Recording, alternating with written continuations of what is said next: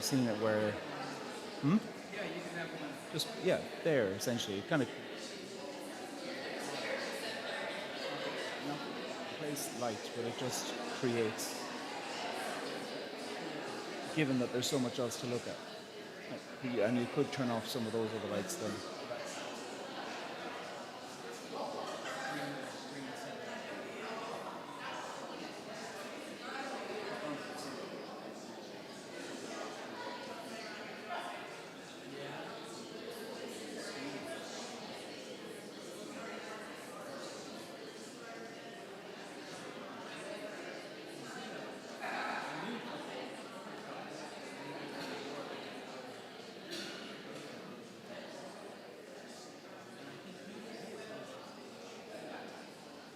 Just a way. I mean.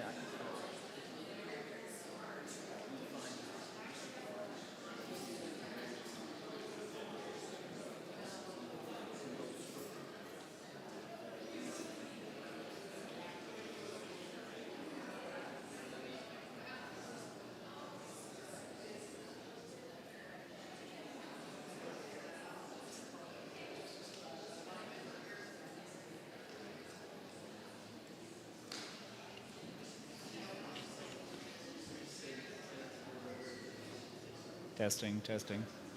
Check. 2, 3, 4, 5. That's good? Good? Okay. All right, we're on. A minute or so.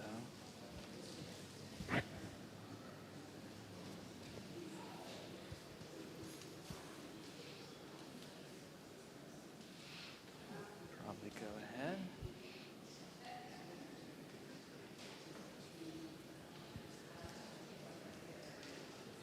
Hey friends, I think it's about 6:15-ish.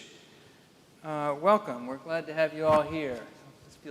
We're trying this space. We've done this next door last year, but we're trying our newly renovated space and hope this feels intimate enough. If it doesn't, there's room up here. Y'all come scoot forward, join the conversation. We are recording this as a podcast. It'll live stream as well, so there's a video element, but ultimately it'll land as a podcast. So the only instructions for that is just be yourselves. If something's hilarious, laugh, weep, whatever it is you'll do. But don't be that self who receives phone calls. So go ahead and turn off that phone. I'll make sure mine's turned off. I know your ringtone's brilliant, but... So also know that our friends at Novel have a table set up out here.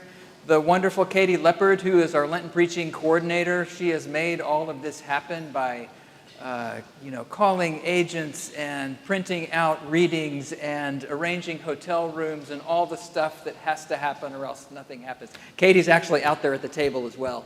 And Novel has is going to give back 20% of their proceeds of any of the books they sell here. So we have lots of other books that will also introduce you to other preachers and speakers who will be here over the course of this Lenten series, which is a remarkable array. So I hope you'll come back and meet more of those folks in the days to come. With that, I think we'll get started, okay? Start with a little introduction here. This is Dialogue, a podcast of Calvary Episcopal Church's 101-year-old Lenten preaching series, recorded live in Calvary's historic nave in downtown Memphis. I am Scott Walters, rector here at Calvary, and we're spending a little time tonight with Pádraig Ó Tuama. Pádraig is a poet and a peacemaker. He's a theologian, an essayist, memoirist, a brash interpreter of sacred texts, some would say. He's also become a public relisher of other people's poems, especially through his Poetry Unbound podcast from On Being, and his book by the same name.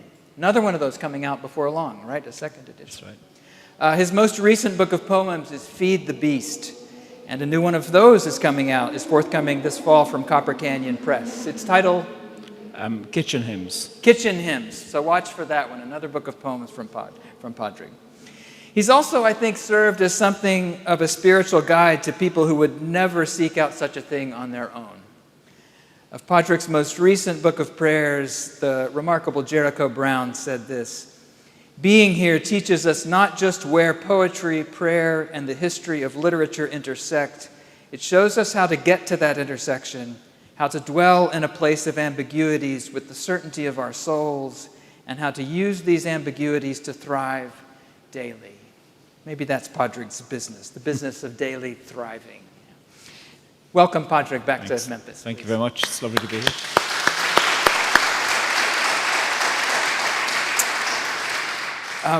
I should also say that we hope you got the memo that we really anticipated having. We're excited to have Barbara Brown Taylor with us tonight as part of this conversation. Our hearts and prayers are very much with her. She had an unexpected health event. She's going to be fine, but she would love to be here and part of this conversation.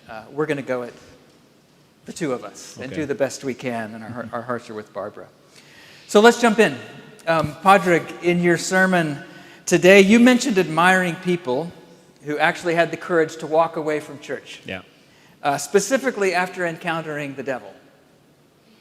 But you said that you leaned back into these stories that did you harm, kind of interrogated them a little bit further, which strikes me as a different kind of courage, maybe. Mm-hmm. Not for everybody at all. Yeah. Anyway, I'd love for you to say more about the kind of the gifts and the wounds involved in that tradition, especially around this devil. We're going to keep going with the devil theme if you were here today. Talk a little bit more about what that looked like in your life. Well, I think, I know I have a quiet voice. Can you hear me? Hey, Sam, would you close that red doors back? There we go. I think being told that you have a devil in you puts a devil in you. And I think the first time I was told I had a devil in me, I was 12. And certainly I heard the message from various religious voices that spoke about gay people or HIV. This was the 80s. And then at 18, I told somebody that I was gay, and they told somebody, and then the first of 3 exorcisms was arranged. And so they were kind of rituals of humiliation. And religious rituals, and kind of crazy. It was in an ecumenical, charismatic environment. And I suppose I had always had a curiosity about the devil.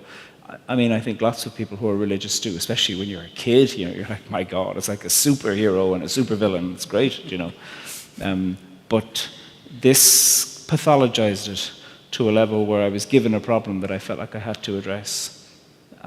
And I do have respect for people who just thought, whatever the threat to my eternal damnation, let me walk away.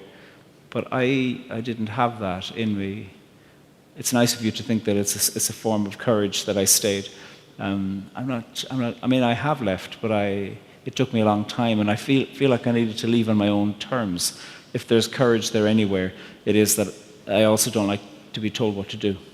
And so I wanted to engage with it by myself. So I did a very conservative degree in pontifical theology.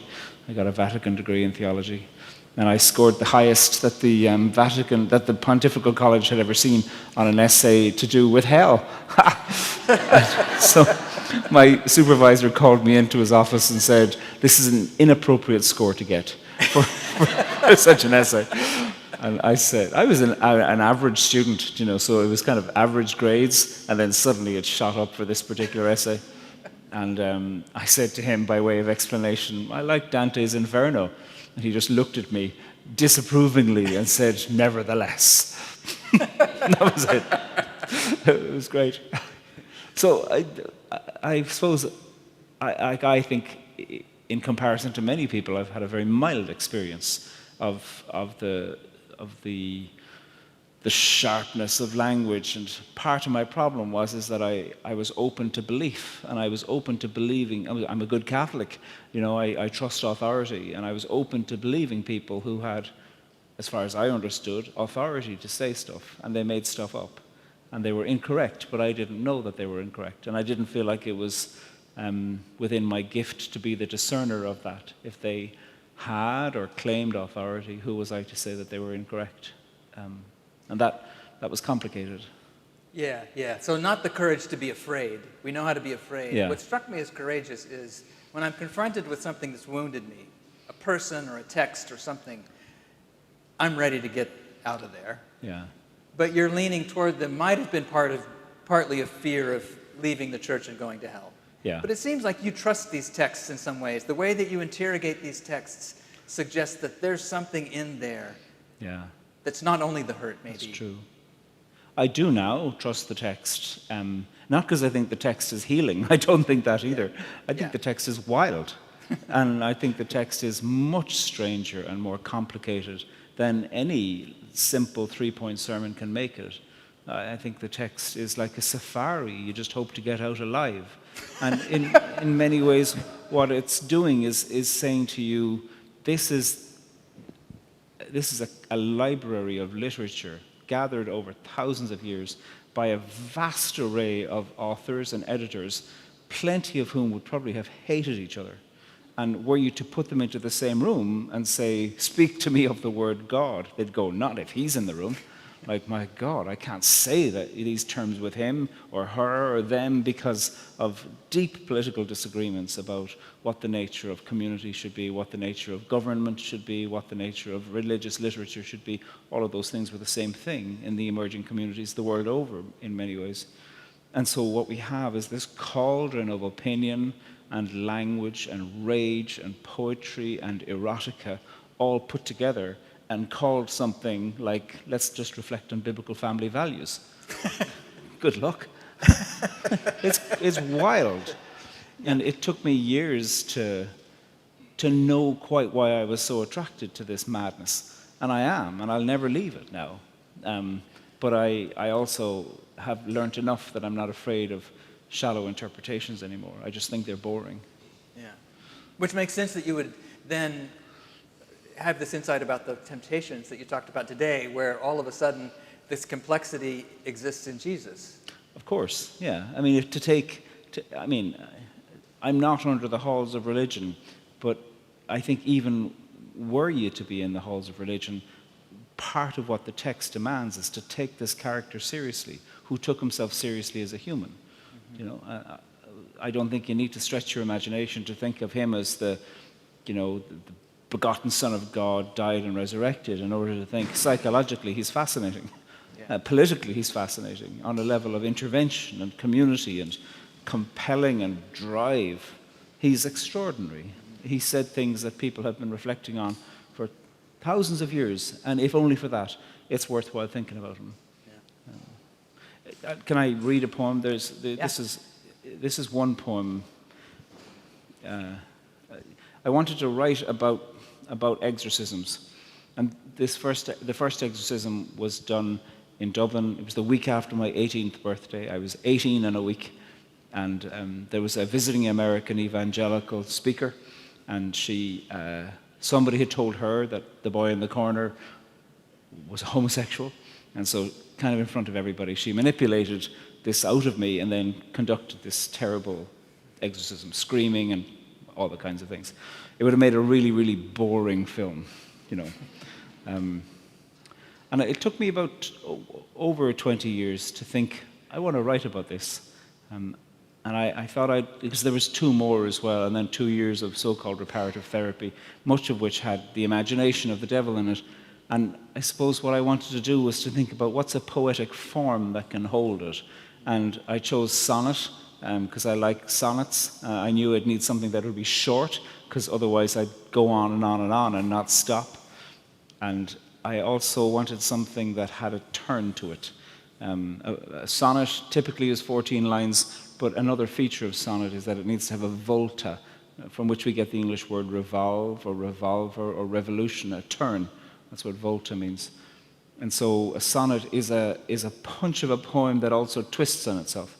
And I wanted to twist on myself in this as a kind of a rejection of the idea of, I wish this didn't happen, but then to reflect on, but look at the spawning devils it did put in me by telling me that I had devils in me. And there's strong language in this, for which I make no apology. And I suppose it's important to say again, I had mild experiences. These are nothing extreme. There's far more extreme things going on today. The Exorcist. I wish you weren't American. I wish you didn't see intrinsic evil in me. I wished you hadn't dragged my secret from me. Now I know you knew already, someone squealed. I wish you didn't put your hands on me while you were screaming at the devils in me, all my homosexualities. I wished you'd never gathered people round, instructing them to pray in tongues or read from Revelations or chant, Jesus, Jesus, Jesus. I crouched down. I repeated, Jesus, Jesus, Jesus. I wish he'd answered. I wished you dead, and I was frightened at the violence in me and the nest of demons in me. I wondered where they lived. In my semen? In the dreams I had of being kissed? Why did they breed in me, my God, my exorcist? Wow. I wanted to employ strong language, that is taking on a persona to push back at the assault of language that was put on me in what is a mild experience in comparison to many. And persona in Greek is for a mask, and we often, when we speak today, we speak about a mask as something to hide behind, but that's not how it's understood in Greek theatre. A persona mask is something that reveals rather than conceals. And the persona of this speaking voice that takes over me when I read this is one of truth, not performance. And it took 20 years to be that persona, or Yeah. write it down, or have... Yeah, 20, I mean, more than 20 years probably. It must have been more than 20 years. I was on the train to Dublin to go to give a reading, and I was over 40, so yeah, over 20 years. But I knew immediately 7 deadly sonnets. I mean, I wrote about 50 deadly sonnets, but I winnowed them down and burnt the rest. So this is one where you're developing this courage or capacity to say, I need to speak back to the situation. Yeah. Into this situation? I suppose I felt far enough away from it that I thought I can be playful, and I can use the creativity of language. You know, there's no shock or trauma or pain in me with these. I can kind of put these on and go, oh yeah, look at that, and then take it off. So I'm glad for what time can do. Yeah.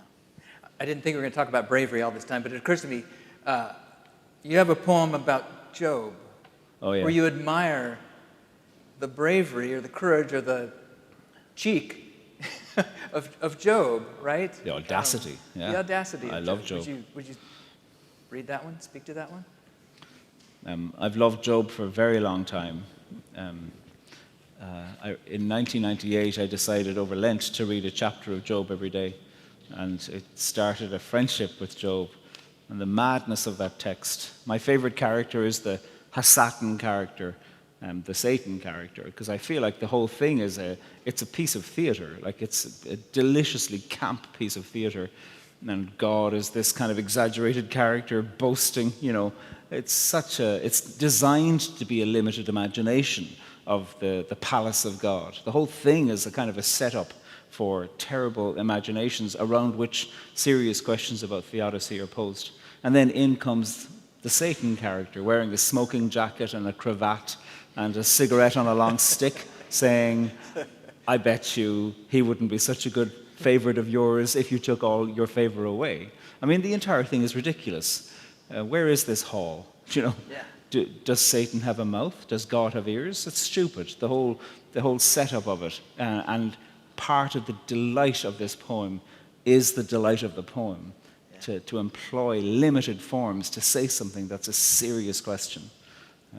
So, anyway, here's a poem, Notes on Righteousness, and it has a little epigraph from the book of Job. Even if you slay me, I will still argue. Everybody told me I was wrong, but something in me said I wasn't. If I am mistaken, even if God lays down his pen and shuts the book, I'll still have my say. If I am correct, then erect me like an evergreen. You can suffer in sulfur. You can wander far from mapped land and still find a way to say the things that others say are unsayable. Feed me. Do you know men who still wrap themselves around themselves at night? Many of us still sleep like this. Kiss, kiss. When the devil, dressed in velvet, slid near me, he whispered to me with his silky tongue. I hung my head and stared down at my body, hummed a tune of shame. He slipped away. One God went to grow a congregation. One God and God's rabid dog went to grow a congregation.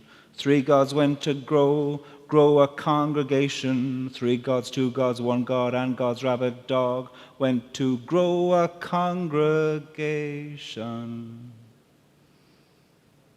Did you know that mega comes from me, comes from mu, meaning sacrifice?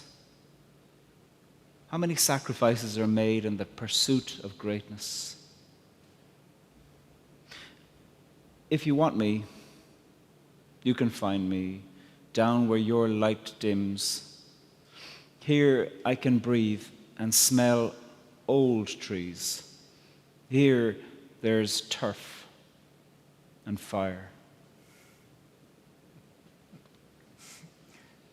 Fabulous. Well, I love many things about the poem. I love that it returns Job to the earth, and it's like, I guess it's like a little bit in contrast.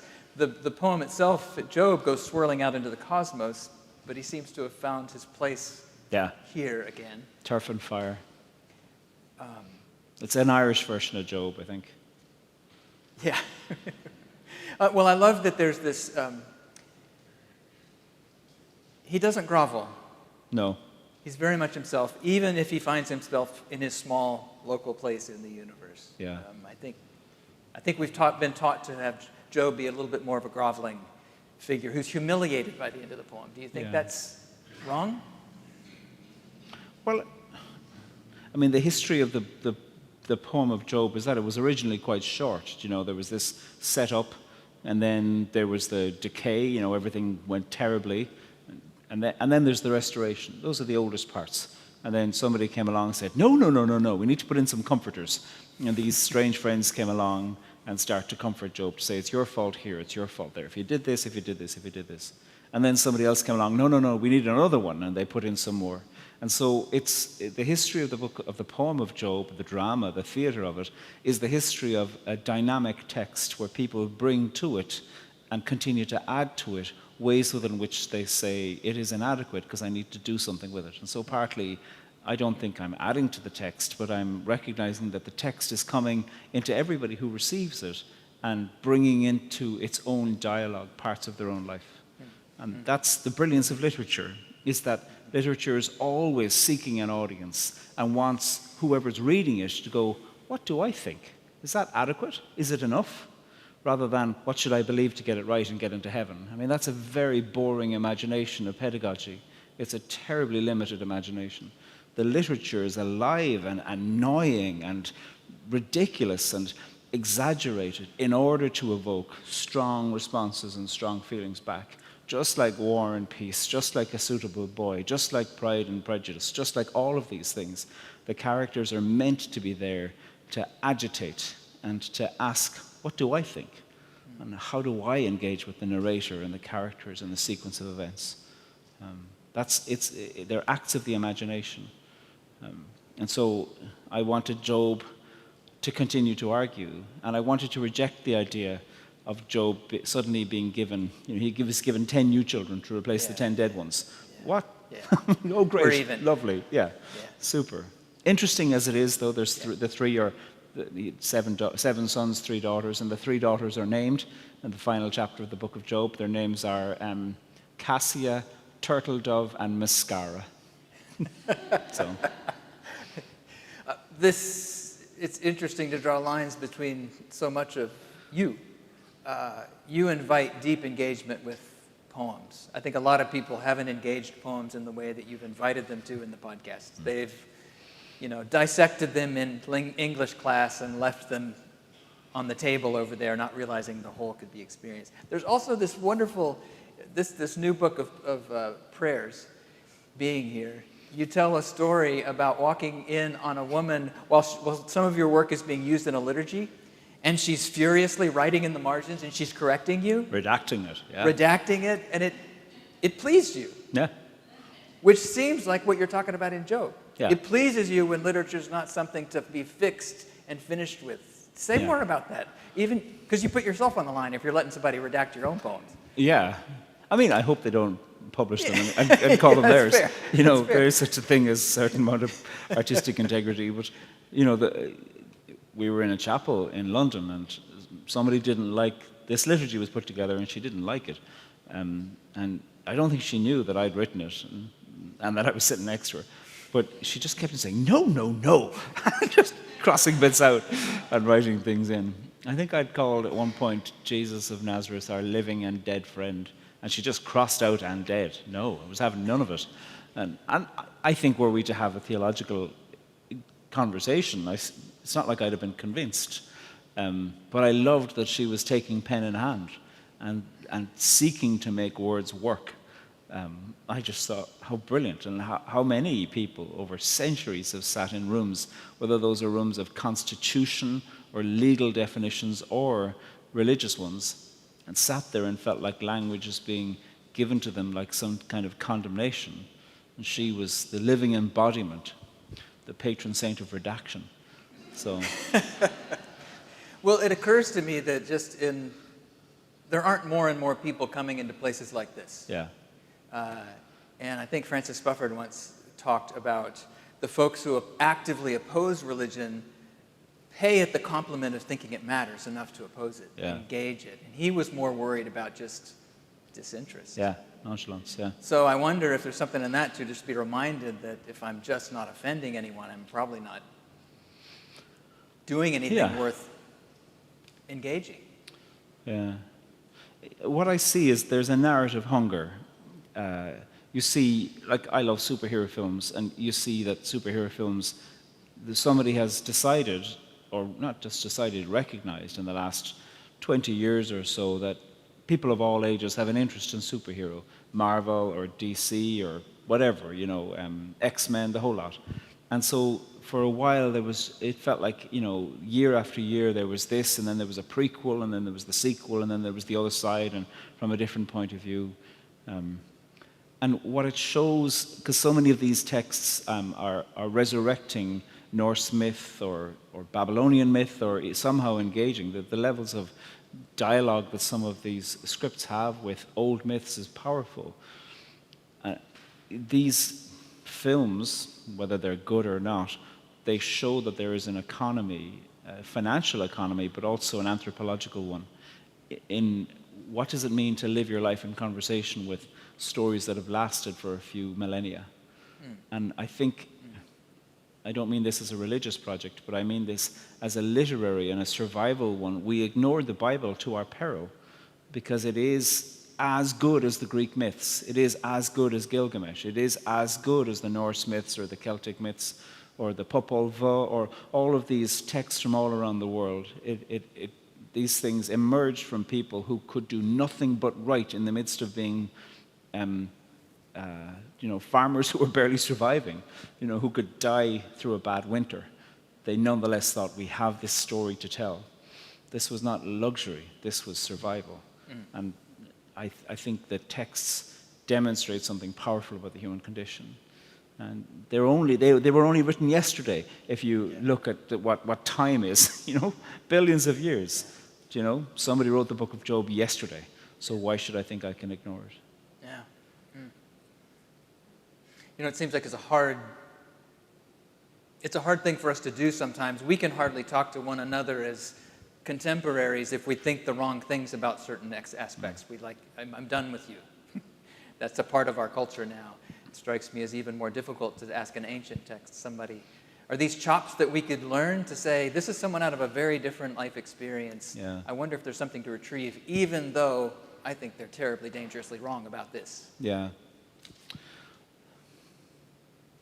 Sometimes I think that the distance between us and when those texts were written actually helps. When Brexit happened a number of years ago, not that it's stopped, it continues to rear its head. Myself and a colleague put together a big project looking at borders and crossing borders and imaginations about people on different sides of borders through the lens of the Book of Ruth. Because it was a way to take an adjacent text that had nothing to do with Britain or Ireland, but it had everything to do with what happens when people live near each other and have stories about each other, and where there's different measurements of power and imbalance happening. And so you saw the way that the text can be a container for public conversations. Like I look at the book of Leviticus and find the book of Leviticus refers to a man who sleeps with a man as an abomination, he shall be put to death. But the book of Leviticus also does what we might now call cancel culture, which is that if an individual is not taking responsibility for their inaction or for their wrongdoing, it calls them out and puts them outside of the camp. And these are nomadic people trying to survive. But what's fascinating about the book of Leviticus is it also provides a mechanism for that person's re-entry to the camp. And I think I'm fine with cancel culture, provided it's not used as a weapon. I'm interested in it as a tool of flexibility, of integrity, and a flexing of a muscle in a community to say, actually, you have not shown integrity or responsibility. And as a result, the community will call you out. We've been doing this for millennia. But what's fascinating about the imagination of the book of Leviticus is it says, and we will be the less without you unless we allow you back in the hope that you've learned something. And also in the recognition, it'll be me tomorrow. And that, I think, is fascinating. Yeah, that's rich. It's rich. It actually names a rupture in the relationship, so I can say, you can come back. Yeah. Let's find. There's actually language in the beginning of Lent in the prayer book that suggests that excommunication, like the season of Lent, was when people learned how to become. We make this liturgy of restoring relationship, but if we don't ever admit that it's broken, that's very helpful. And that it's a revolving wheel. Yeah. Because it will be me. And that part of the fear these days, I think, is the idea of the ever decreasing circumference of who is it that is the righteous. None of us are. Yeah. All of us will make that mistake, whatever it is. And some of that is deadly, and others of it is parochial. But there's always going to be a reason why somebody will go, actually, I need permission to be brought back in. And to do that within the context of whatever your community is. Yeah. The Borders and Belonging book is not out there, but you should go find it and read it. He and his friend Glenn Jordan. Glenn, his late friend, reimagined Ruth in beautiful, brilliant ways. So I commend it to you. You have another poem? No, I was just handling the book, but I can. Okay, well, when you started talking about Job too, I thought I was remembering that your friend Marie Howe was here a few years ago. Yeah. And what she wanted us to read, or I was reading for her. I know. We're standing back there, and she said, "We're going to read the end of Job." Yeah. And she kept saying, "No, a little bit more, a little bit more, a little bit more." So I think I stood up there for 4 minutes reading the swirling, beautiful. It's amazing. And then you have a conversation with one of Marie's poems in here. I do. Is that? We're going back to the devil, but we are going back to the really devil. kind of. Marie has a poem called Magdalene, Seven Devils, where she thinks of what were the seven devils that Mary Magdalene had, apparently. And she counts up. The first was this, the second was this, the third was this, goes up to seven, and then she goes, no, the first was this, and then the second was this. And then at one point she stops at 3 and goes, no, the first one was that I could never get to the end of the list. And then the second one was that I was always too busy. And it goes up and up. It's brilliant, genius. And to hear her recite it is a thing of wonder.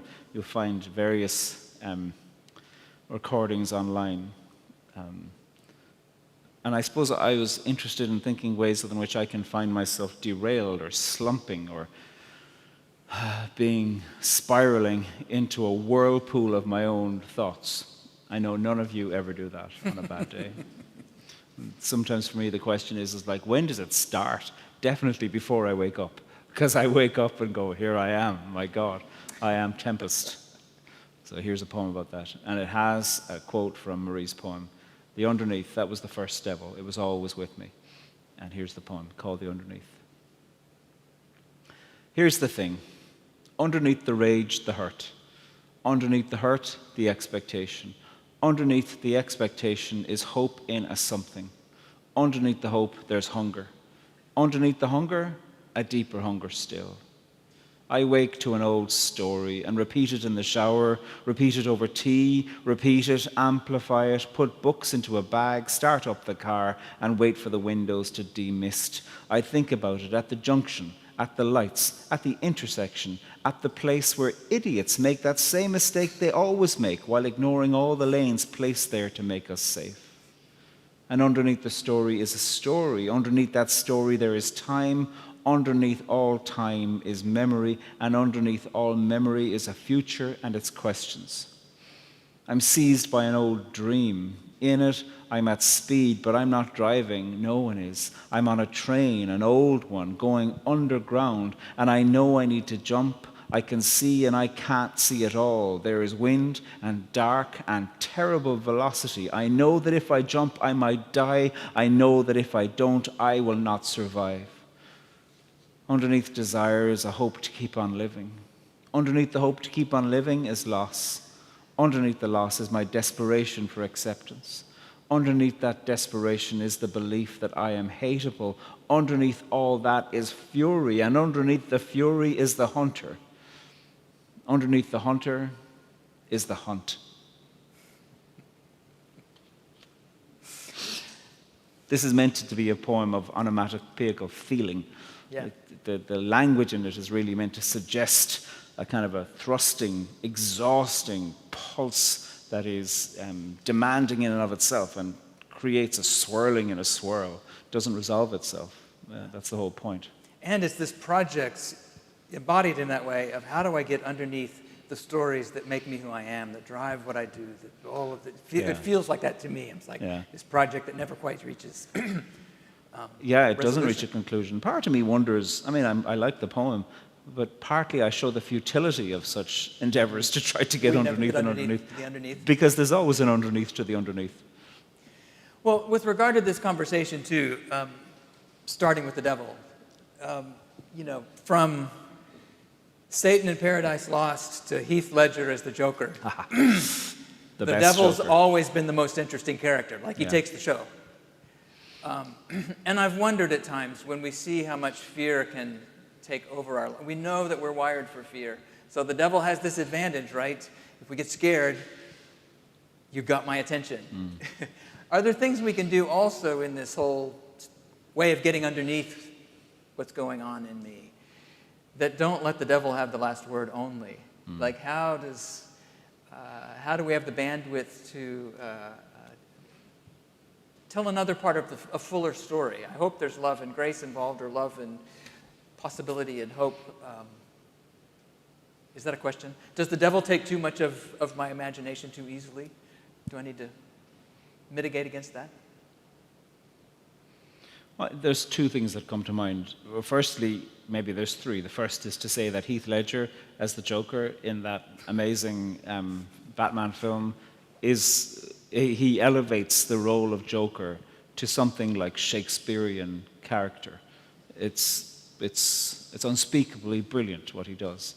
The most frightening scene for me is when Heath Ledger is dressed in a nurse's uniform and in a scene entirely filled with light is cleaning his hands with disinfectant, just about to unleash chaos. And with zero interest in who his followers are or who his enemies are. It's just chaos for the sake of chaos. It's like an echo of that brilliant scene at the end, in the middle of The Exorcist, when the two priests are at the foot of the bed, and one of them says, why? And the other one says, that's the wrong question. If you ask that question, you're drawn into the logic that there's something to be discovered. There isn't. All you can do is to resist this with something like purity and prayer. It's brilliant. It shows the nature, the almost addictive way of trying to reason with that which is unreasonable. So I love depictions of that because they show, really they're mirrors back to a way of thinking. Marie was saying that she is a poet. I forget all these people's names, but Marie is a friend who's a poet who's married to a guy who teaches film, and his speciality is horror. And she asked the husband recently, like, why horror? And he said, look, we share a lot of DNA with baboons. And if you see how baboons act when they're wronged by another baboon, they don't just kill the other baboon, like they rip the limbs of the baboon off, take the head of that baboon and hang it somewhere where other baboons can see. Don't do this to me. He's like, that's why we need her, so we don't do that. You know? So now I'm repeating what she told me about what she heard. I'm sure I'm doing all kinds of wrong to poor baboons, never mind to this intellectual man who has spent his career studying film like that. So I must put this out, that I'm sure I have misrepresented baboons and other living beings. But what he's saying sometimes is that we need war games. Well, sport is a war game, and I'm glad for it, you know, or all kinds of other things are war games, in order to release aggression, in order to release energy, in order to experience exaltation, in order to experience the thrill of, I could have won that even though I lost that, to go, well, I might win tomorrow, you know, all of that. I don't think that is only a masculine endeavor. I think that you see ways within which people of all genders are engaged, you know, in play, in art, in theatre, in sport, in competition, in extreme sport, ways within which we're trying to have that thrill. The danger is, I think, is when there's idolatry regarding the devil, where the possibility of such things is externalized to such a level where you think, well, therefore, I'm all pure, and another group of people are all wrong. And when like the devil is a necessary function in literature. The foil is always necessary. The fool is always necessary. The scapegoat is always the most intelligent character in the room about the aggression being employed to create the scapegoat, and the magic being enacted that doesn't want to communicate that it's magic. And to just try to externalize the devil is to deny the intelligence that the devil has about us. And therefore, whoever your devil is, they deserve my intellectual attention to think, what is it that they know about me? And what is it that I'm denying in the way of demonizing them? So I don't have overly strong feelings about Julian Assange. He's in the news at the moment because tomorrow or today, you know, there's going to be the question as to whether he can be extradited from Britain to the United States to stand trial for espionage. But at least one of the factors that's going on is that what was revealed was true. It wasn't made up. And that's an embarrassment. And what I don't hear in the public declamations of him is to say, truth was revealed. You know, I mean, that is said sometimes, but, you know, and when I've heard people who turn him into a devil, what they're denying is that he has a lot of information about what went on. He didn't make that up. Now, you might not like the way he went about making it public, and but there is, it is much more complex than the idea that he should just be locked up and the key be thrown away. That will not solve the question of truth at all, or integrity. And so that's a roundabout way to respond to the question of the devil. Well, you started, I think most of your poems are in the body. A lot. They are, yeah. It strikes me, I'd love for you to, as we have a few more minutes before we hear some questions, so be getting ready with your questions if you have them. You have a lovely poem, I think it might be the last poem in the book. How to Belong, crossed out, Oh, yeah. alone. Actually, no, the last poem in the book is called May Your Children's Heads Be Dashed Against the Rocks. Oh, that one. Oh, yeah, well. that one. I knew that I didn't end on such a poem of resolve. Not at all. It's one way to be alone. Is there anything that would imply that I would be able to finish a book with a poem of calm? No. Yeah, What? Well, I'd still like you to read it. What's that? I'd still love to hear it. Which one? The Dashed Against the Rocks? We can read that one after. Choice. That's right. No, I'll read it. How to Be Alone. This poem comes from two sources, really, one of which is I have an interest in how it is in situations of conflict where a person's relationship... I worked in conflict resolution for a long time, and I have a thought, utterly unscientific, that a person's relationship to themselves when they're alone will correspond to their way of acting in conflict, and so that therefore it's worthwhile practicing being alone. And the other source of this is for some studies that I was doing, I was translating old Irish prayers that are prayers to your death, extraordinary prayers for a good death from people, again, who might not have survived the winter. Local poems from a valley, beautiful. A friend of mine, Noreen Nureen, gave me a collection of them, and most of them are untranslated, and so I was thrilled to do that. And lots of them are calling, Mary down to be like a vulture on the gable end of a house. This is not a meek and mild Mary.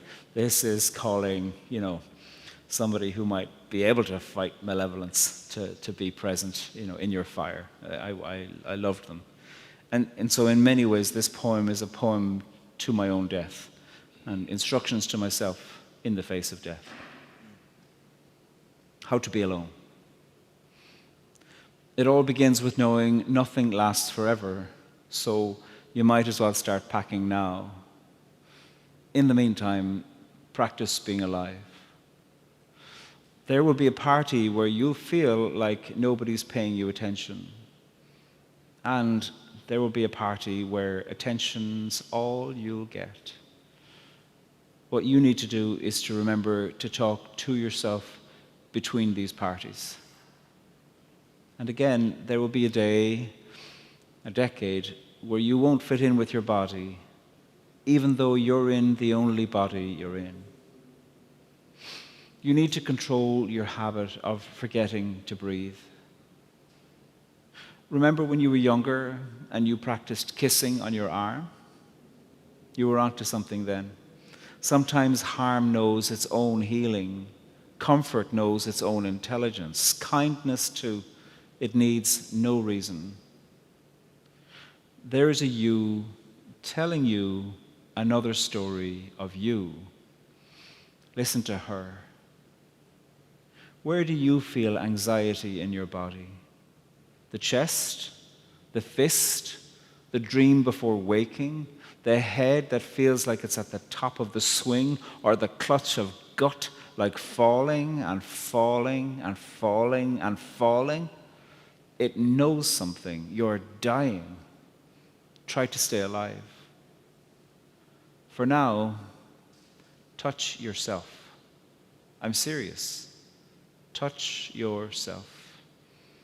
Take your hand and place your hand someplace upon your body and listen to the community of madness that you are. You are such an interesting conversation. You belong here. Amen. Thank you.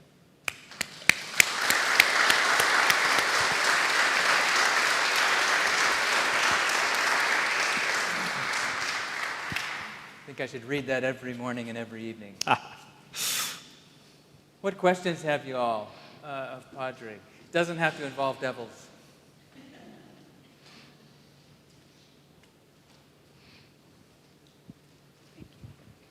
Well, it sort of does involve the devil and sort of Hallelujah. not. Sort of not.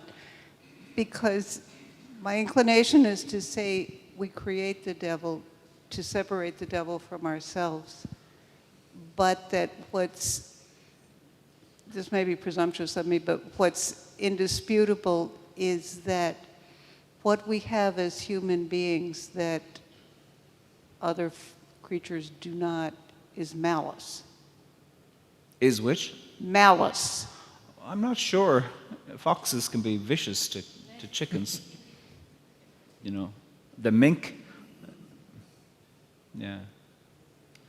The baboon sounds pretty The mean. baboon. Yeah, it is. I mean, people often say that humans are the only ones who do this, but like I've heard people who have done everything to prevent a mink getting into their chicken coop, and knowing that the mink might eat one chicken or a bit of a chicken, but kill all of them, slaughter, and it's a vicious world we live in. Pilgrim at Tinker's Creek by Annie Dillard kind of talks similarly in ways to go, this is pretty awful. Get back to nature, God help us all. So,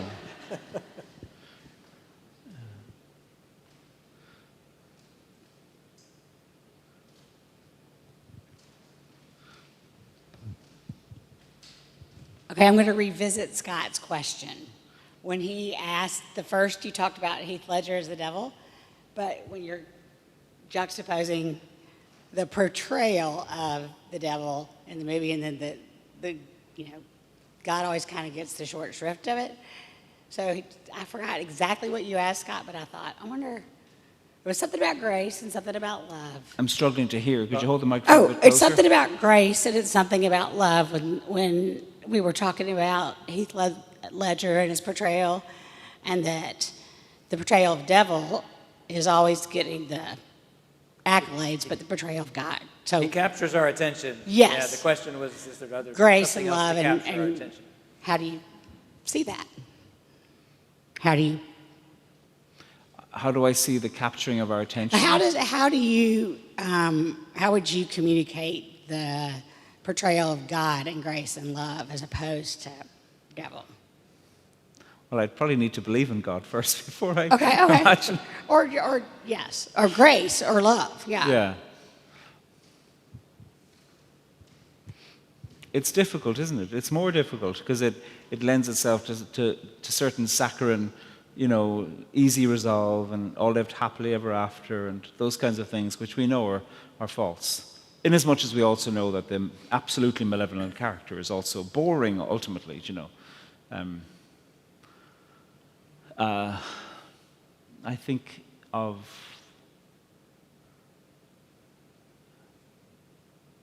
I suppose to think linguistically, I think of God as a verb, and a verb that's enacted by something unexpected and a turn, a volta, happening among us.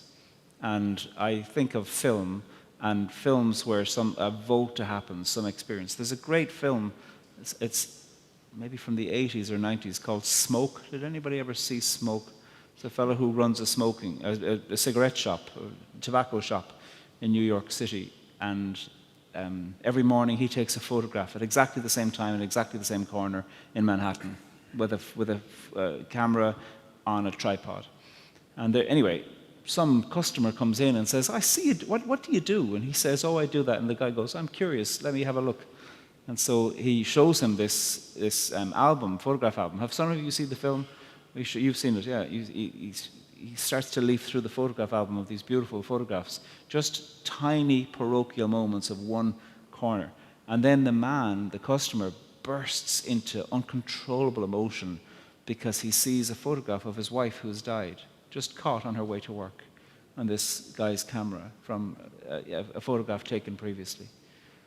And they don't know what to do, And this intimacy is created, and they kind of try to, he says, come up to the apartment, I'll give you a cup of coffee. Or, they don't possess the vocabulary for coping with the event that has occurred between them. And that, to my mind, is a demonstration of the verb of God happening. And then the crisis that happens in the wake of the verb of God. About how do you cope with something like that?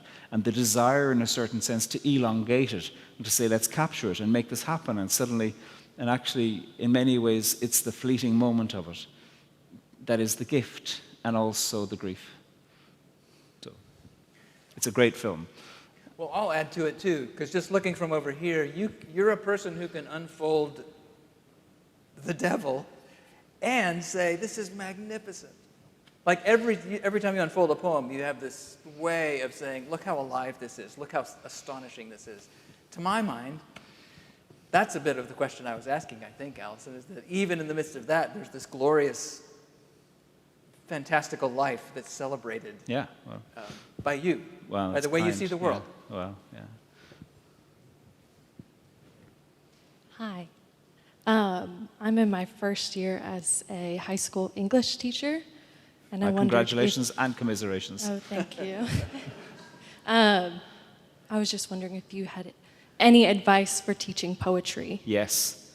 That you could share with me. Well, first of all, can you give us your best advice for teaching poetry? Just give it, yeah.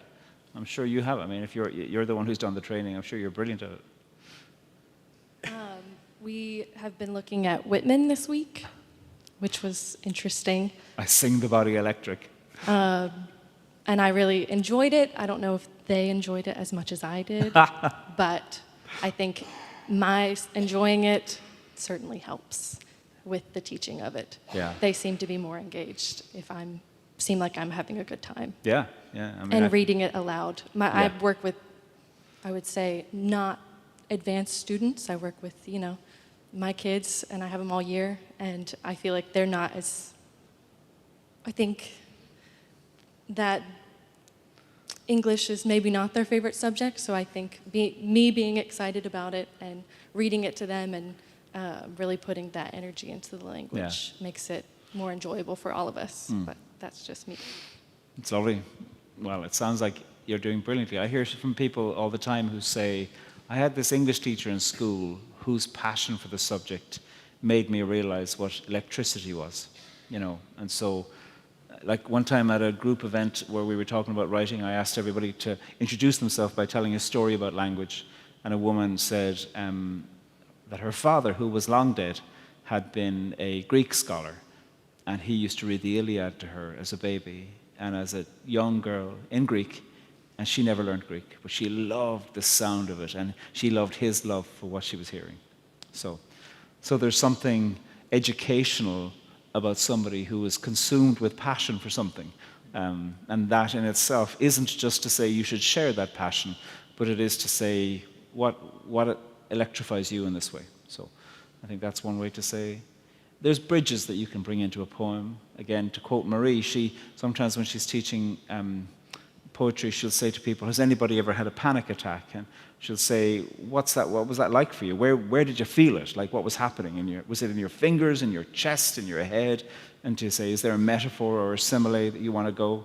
And so she'll bring all this vocabulary into the class, and then she'll say, okay, we're going to look at Emily Dickinson. I felt a funeral in my brain, and mourners to and fro. And so she's like, this is Emily Dickinson's version, perhaps. So she imagines the prompt that a person might have responded to, shares that prompt with the class, gets them to bring vocabulary into the room without saying, oh, I'm going to bring us into Emily Dickinson or whatever, and then surprises them by simply saying, well, here's this person's response, and then turns it back to others in the room, so that there's a conversation suddenly between. And people might go, I really don't like the metaphors that Emily Dickinson employed, because she should have done something different. What a great opinion, to have the possibility of argumentation that is based on close reading of the text and close reading of your close reading in conversation with each other. That is what it means to be in conversation with literature. And anything that will get you there is fantastic. And then the last thing I'd say is that we're surrounded by poetry, rap, music, whatever people are listening to. It's brilliant to bring language into this. To my absolute shock, a few years ago, somebody said to me, do you know that Camilla likes Poetry Unbound? And I was like, I don't know who Camilla is. And then they were like, Camilla is Camilla. And I was like, I have zero idea who you're talking about. So apparently, lots of you, I'm sure you don't know either. Camilla is a pop star. She's brilliant. She's huge. She's amazing. So we've gotten to know each other a little bit and talk about lyric writing. And I love what she does in her lyrics. I think she's profoundly skilled at the objective correlative, looking at ways within what T.S. Eliot would call, like she locates an object, and that object is the container for feeling in the text of her lyric. And so people are listening to these songs and going to gigs and singing them back word for word without ever having sat down and listened or studied to have them off by heart. So film too, like, I don't know if your class can cope with strong language, but what's that opening, Choose Life? What's of that Scottish film, the Irvine Welsh book? It's heavy, strong, vulgar language, but it's genius poetry. So if your school will cope with that, I would say, oh, show that. What's it called? I'll remember it in a while. But all of those things are... Can you remember the film? No. I just had a question. You're big into talking about the devil in literature, and there's a theory going around that in order... a bit closer, sorry. Oh, sorry. In literature, you're talking about the devil, and I was just curious, because I'm in seminary right now, and we're talking about different theories or different ways people see the Bible, and I've heard that in order to have a God, you need a devil. In order to have a devil, you need a God. What is your thoughts on that? Yeah, I mean, I'd need to read more about what people say about in order to have one, you need the other. Yeah, I mean, to be fascinating to speak with a sociologist of religion who, who would have scanned the text of many religions to say, do all religions that have some kind of figure of devotion also have a figure of malevolence? I think there's a way within which these functions, God and the devil, reveal something about the human psyche, and whoever we are, we have the capacity to enact the practices of both. And I think any literature should be bringing us back to the question of action and attention to the question of creativity. Alice Turner has a great book called The History of Hell, which is really worthwhile reading. It traces hell through many of the world's literatures, as well as art and film.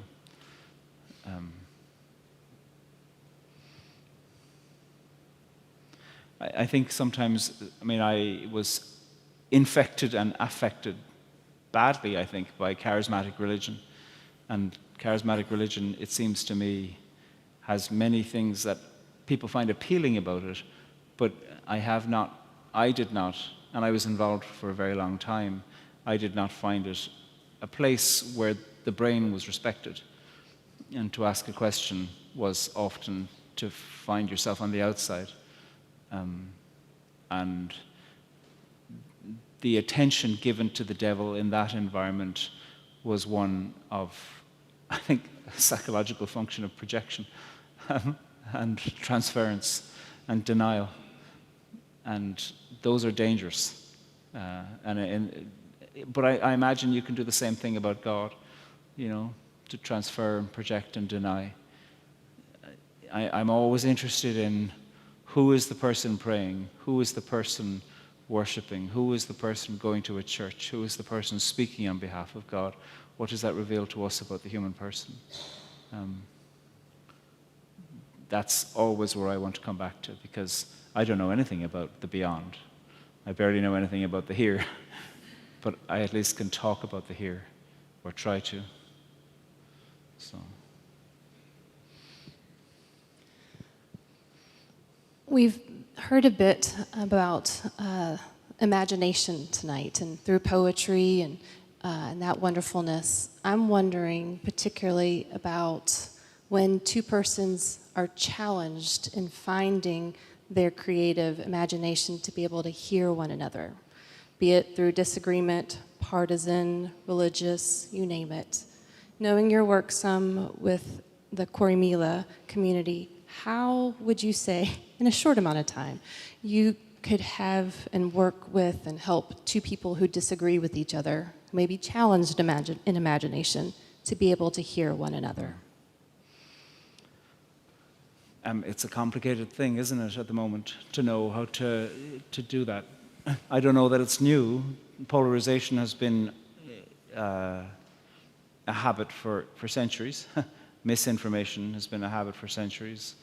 But it does seem amplified, the speed with which these things go around, the amplification for them, and the discord that can happen between people who love each other when they find themselves on the opposite side to a particular issue. And then the way within which group identity can very quickly become a function where I escalate my group identity to this group of people and alienate others, and perhaps consider them to be the elite or fools or whatever, You know this very well. And what is it that can cause bridges to be built where they're currently being burnt? There's a lot of theories going around. My good friend Glenn, with whom I wrote the book about Brexit and the Book of Ruth, Glenn was a well-seasoned and well-qualified conflict mediator as well, and theologian. But he used to say that sometimes in conflict, what we're really looking for is something like conversion, a conversion of the heart to each other. And after that, everything's possible. When there is something of the quality of conversion to somebody else, which isn't to say I agree with you totally, or you agree with me totally, or we've come to consensus, not at all. But there's some quality of love that can be enacted that that something surprising becomes possible. And that is the creative moment and the imaginative moment. And I think is one of those verbs of God, if you want to talk about it like that. Something becomes possible where previously you thought something was impossible or nothing was possible. There are all kinds of techniques and tools, of course. You know, I'm poet in residence for the Conflict and Cooperation Center at Columbia University, and they have a great depolarization series of reflections over 4 weeks to just ask yourself a question, to prepare yourself for the idea of, rather than, well, I've got this person who I need to convince to come around to my point of view, it asks you to go, what kind of tactics am I using for convincing people to come around to my point of view? You know, rather than them being the problem, even if you disagree with them, it asks you to go, how do I employ behavior, imagination, projection in how it is that I treat someone there? Have I asked questions? Am I open to listening? Do I ask questions that I think I know the answer to already, so I'm just fishing for what it is that I've already pre-decided? Or am I asking things that are genuinely curious? So there's all kinds of fantastic ways to do stuff, but it all comes down to, I do think Glenn had a great amount of wisdom when he spoke about the conversion that can happen, the change, the moment where something small can be born. There's a fantastic group called the Bereaved Families Forum, the Parent Circle. They go by 2 names. They're in Israel and Palestine. And the only way you can join this group is if you've been bereaved. And they're not a peace group. They all vote differently. They have different ideas about what the future of that region should be. But they are people who have said, our lives have been horribly affected by bereavement. And they are brave enough to share their grief in a room with people who come from the other side who are also in grief. And they allow grief to be a vocabulary between them, which doesn't in any way bring any kind of shared heart between them about politics, but there is consensus amongst them to say, we want murder to stop. And they get a lot of hassle from people who would be considered to be their own, you know, to say you're a betrayer. And it's horrible how many thousands of families now can join this group as a result of the last 6 months. Families who never wanted to be in that club, and nobody in that club wants to be part of it. And I think that they are enacting something that is terrible and terrific news, to say, look at what's possible in an environment that says it will be impossible for any people to have such conversations. They are a living testament to the fact that it is possible and terrible. There's a great group called the American Friends of the Parent Circle, who I am a supporter of, and they are really worthwhile following along the work of. They are amongst many civil society groups. I don't think there's many, many brilliant ones doing it, whose work is cut out for them. Brilliant. Not very many people we can spend an evening talking about devils and intractable conflict and feel uplifted and more alive, but that's the way I feel. I'm sorry, but welcome. Thank you for being here, Patrick. Thank you.